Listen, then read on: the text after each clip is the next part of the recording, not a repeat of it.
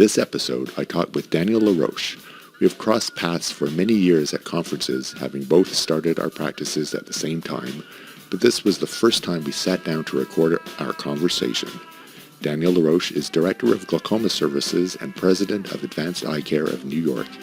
He is affiliated with the New York Eye and Ear Infirmary and Assistant Professor of Ophthalmology at the Mount Sinai School of Medicine, New York.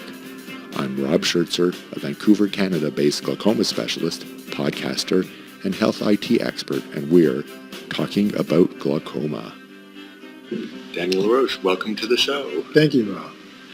These days there are a lot of different surgical options for glaucoma, and there's so many different things that we have to think about in terms of what's going to be effective, included in that, I guess, is cost effectiveness too, and where the population is that we're operating on. So I understand you have a surgical technique that I've seen your videos for. Okay. If you want to maybe explain your external suprachoroidal approach. I'll start with when you would use it. Okay. I'll just briefly start with the paradigm shift in terms of the way I approach glaucoma. Initially, I used to approach glaucoma with medical therapy. That's what we're taught with the preferred practice pattern. But with the recent MIGS data that's come out, studies that come out, cataract surgery has a profound intraocular pressure lowering effect early on. And it's much safer than trabeculectomy. A couple of studies that come out to mind, the Morsefield Eye Study and the Collaborative Initial Glaucoma Treatment Study showed that trabeculectomy patients did better with IOP lowering compared to medical therapy, but they had more complications.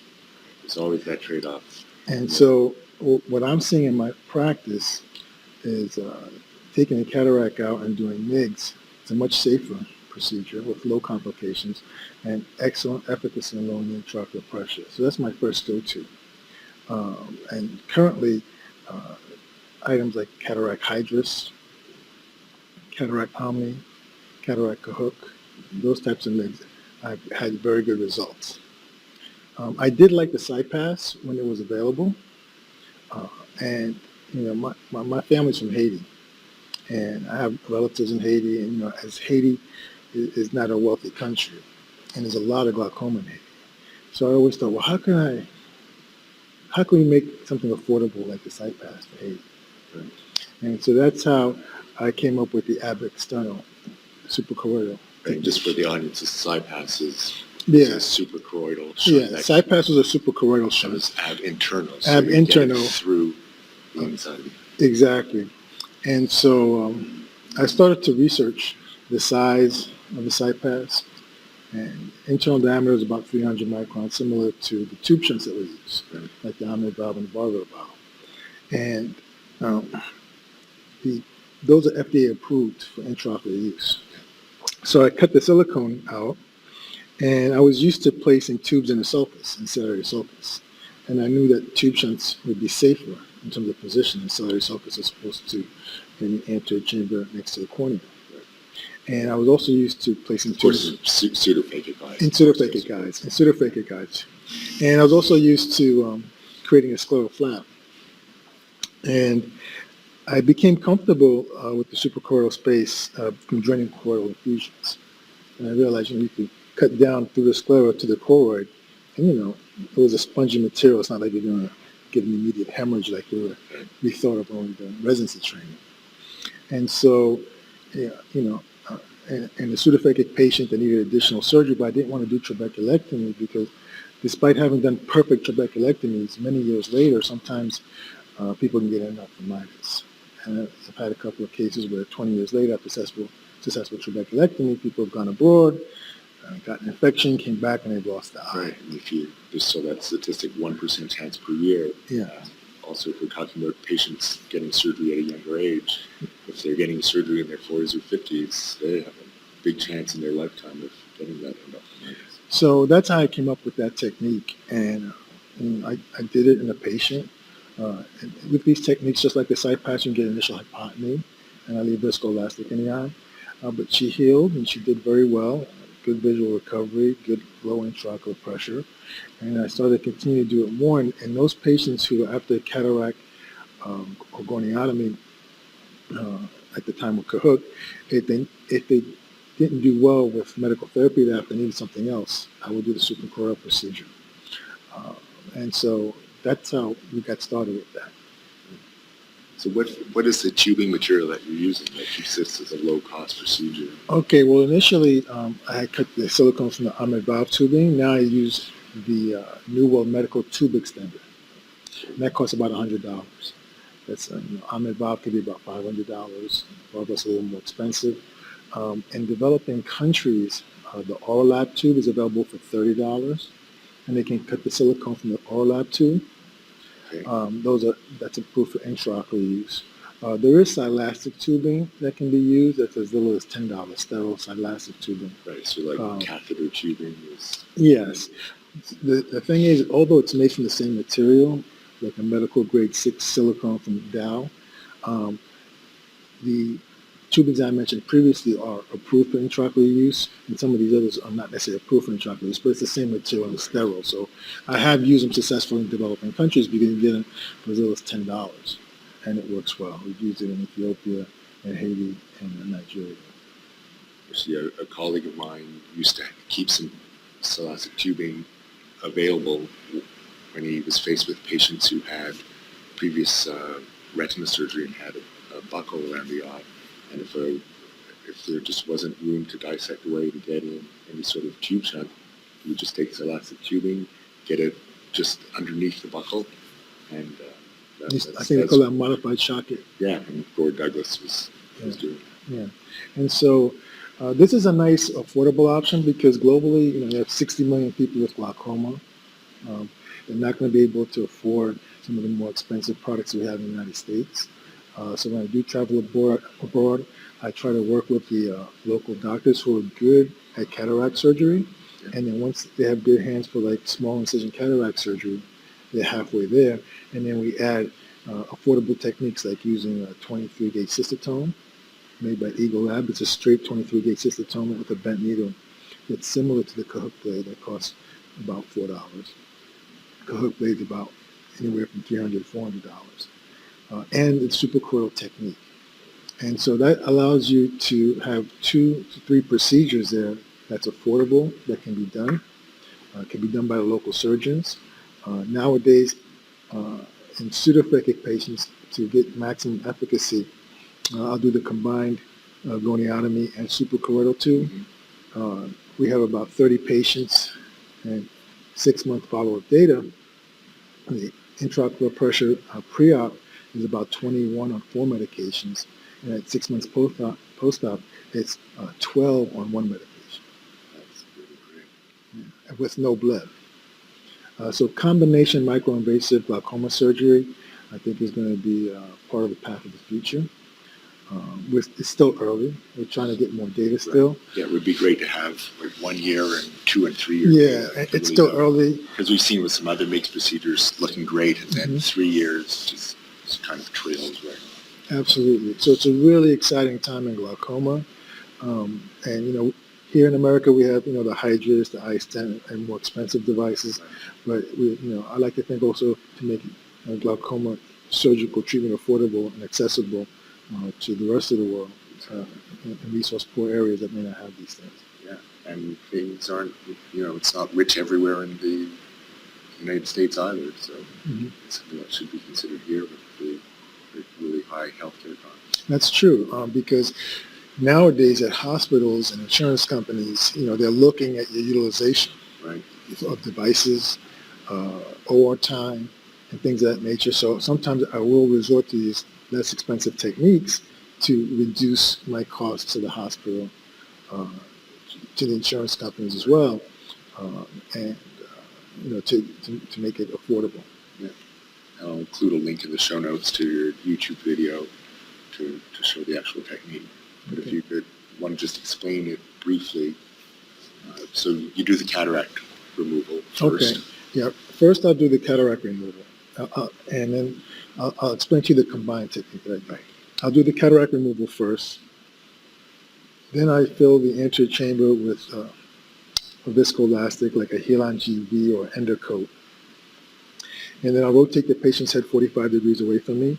and tilt the microscope 45 degrees away towards me, and then used a direct gonio lens, like a Katina disposable lens or a Swan Jacob lens.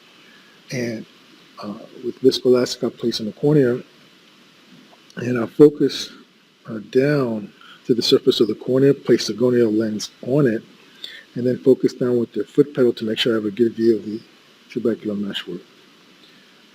And then I'll go in with a 23 gauge cystotome. That's a straight 23 gauge cystotome made by Eagle Labs. So it's straight, and you can go in and unroof the canal. Sometimes I'll unroof part of it, and the other part you can use a Sinskey hook and open up the canal as well with a Sinskey hook. And so you'll have a nice goniotomy there. And I'll leave viscoelastic in the eye because you will get a little bit of heme reflux with this. And I rotate the head back, and I put the microscope straight back into the upright position. Then I'll do an inferior temporal conjunctival perotomy, and I'll give a peribubble block for this portion, okay? Because they do feel that dissection. So I'll give a peribubble block on a table. And infratemporal, that's chosen because you're doing a temporal clear cornea cataract extraction? Yeah, I'm sitting So clear you're cornea temporals. I'm already in the temporal position, and so I do infratemporal. Plus, I like to preserve the superior conjunctiva for any future glaucoma surgery for the future. So I'll do inferior temporal. I use hemostasis 10-19 cautery, and then I'll use a 0.124 set and a crescent blade, and I'll cut a scleral flap with the hinge, about 4 millimeters by 4 millimeters. And the hinge is inferior, so I lift the flap up, and the hinge is inferior. Okay? And then I'll make a paracentesis superiorly through the cornea, and I'll inject a little more endocoat to create the space between the iris and the intraocular lens, okay, and the sulcus. And I'll use a 23 gauge straight needle, approximately 2 millimeters from the limbus, and make an incision beneath the scleral flap into the ciliary sulcus. For this part, the pupil is dilated. Okay, it's already dilated from the cataract surgery. So the pupil is dilated for that. And then I'll cut the tube, I'll take the tube extender, I'll cut it with a bevel, and I'll have the bevel facing the intraocular lens. And I'll insert it through that incision. And then I'll withdraw it a little bit. I'll make sure I'm in the ciliary sulcus. Sometimes you have to be careful. You don't want to be too anterior up against the iris. And I'll verify the position of the tube with a cyclodialysis spatula to make sure I'm in front of the IOL. You want to make sure you're not behind the intraocular lens. Okay? And on a rare occasion, if I don't have enough space in the ciliary sulcus because of the anatomy of the eye, I may put the tube in front of the iris. But I like to put it behind the iris to minimize the risk of corneal leukemia. So then I'll retract the tube partially so it's not in the visual axis. And then I'll use a tenoproline suture and tie it through the tube, through the sclera, and tie it with 3 throws. I'd like to put it through this tube so the tube does not move. Okay? Then a couple of millimeters behind that suture, I use a crescent blade and make an incision through the sclera to the suprachoroidal space. That's within the space of the scleral flap. And I gently just go back and forth, and usually you'll feel the resistance decrease, and you know in the space, and I make it wide enough to be able to insert the tube. And I'll cut about 2 millimeters of the tube just past that incision. And with a 2.12 forceps, one I'll grab the sclera, the other one I'll grab the tip of the tube and just tuck it in. And I'll just tuck it in. Exactly. And I cut it flush. There's no bevel, just flush. And I tuck it into the suprachoroidal space. Then I close the flap, suture it with 2 interrupted adovical sutures, close the conjunctival perotomy with running locking adovical sutures. I'll remove some of the viscoelastic, not all of it, because I do anticipate hypotony. So I'll leave some of the viscoelastic in the eye. I give intracameral Vigamox, subconjunctival Kenalog. I'll have the patient sit up after the procedure to reduce any backflow of episcleral venous pressure, okay, because we do have that goniotomy there. You may see a little bit of heme or small hypema the next day. That's usually clear as the eye auto-regulates over the next week. Uh, and you should get a low pressure. And I see the patient with steroids postoperatively 4 times a day, antibiotics 4 times a day. I'll use that for about 3 weeks. Antibiotics will probably use for 7 to 10 days, but the steroids I'll keep on for about 3 weeks and then taper it off. And I'll see them post-op day 1, maybe 1 week, 3 weeks. So why both the goniotomy and the suprachoroidal? Because the goniotomy would be the opposite end. It would be nasal. Yes. As you're going across the AC. We've gotten a little bit better results with that combination. The initial suprachoroidal alone, intraocular pressure would be about 21 on 4 medications and come down to about 12, 13 on 2.5 medications. So I wanted to try to get a little bit better because there's been some other publications about combination MIGs. Right. And I just wanted to try this out, and I've been doing that with success. Yeah. So if you're getting down to 12 and 1 medication, that's like a 1 year post-tube shunts, which is really remarkable with a much more cost-effective procedure. Yes. And you still have the space saved up top for future travel tube shunts. So exactly. Really good. Yeah. Sounds great. Keep me posted on the long-term follow-up. We will. We do have a cohort that we're following. We've also applied for IRB approval at the hospital to follow this long-term cohort, and it's exciting. And I think that it's going to give a lot of hope to people in resource-poor areas, so they have some concrete procedures that will work. Mm-hmm. And this, taking the cataract out, being able to do these 2 procedures, it's really fabulous. I think because I've not done a trabeculectomy in the past year. The only thing I've done is a glaucoma tube shot for neovascular glaucoma and uveitic glaucoma. I do not recommend the suprachoroidal tube for neovascular glaucoma or uveitic glaucoma. There are a couple of studies that show that it doesn't work as well as the Ahmed valve.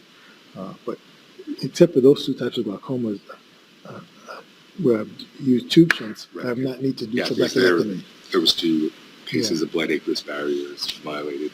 Yeah. So for me, this has led to the death of trabeculectomy. Oh, it's such an effective procedure, beloved procedure. I was a big trabeculectomy person. I did a lot of trabs every week, but that long-term risk of endophthalmitis, bleb dysesthesias, this large disfiguring bleb, sometimes ocular surface disease, you don't get that with this. Right. And also unpredictable, whatever looks great on the table, you don't know what you're going to see the next day, or yeah. Okay. Well, thanks for talking today. Thanks for having me. It's been a pleasure.